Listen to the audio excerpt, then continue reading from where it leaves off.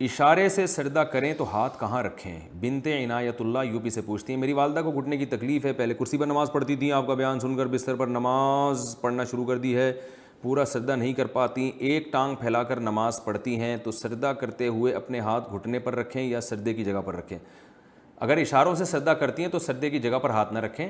بلکہ گھٹنے پر ہاتھ رکھیں، رکوع میں تھوڑا سا جھکیں اور سجدے میں تھوڑا زیادہ جھک جائیں۔ اللہ تعالیٰ آپ کی والدہ کو شفا عطا فرمائے۔ بعض لوگ پراپر سجدہ نہیں کر سکتے، جیسے کہ آئز کا آپریشن ہوتا ہے یا پھر سر میں کوئی مسئلہ ہو، زخم ہو، چوٹ لگ جائے گرنے سے اس طرح سے، یا پھر آئز کا آپریشن ہو، یا پھر نوز کی کوئی سرجری وغیرہ ہو، یا پھر جو ٹیتھ پہ بریسز لگائے ہوتے ہیں بعض کا، وہ اس سے بھی جو سر کی ہڈی ہوتی ہے وہ اتنی افیکٹ ہوتی ہے کہ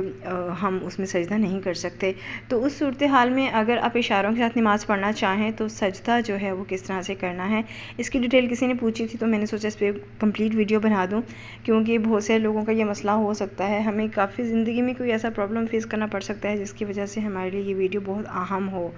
تو اس طرح کا کوئی ٹاپک اگر آپ بھی چاہیں کہ کوئی ٹاپک پر میں ویڈیو بناؤں، سرچ کروں،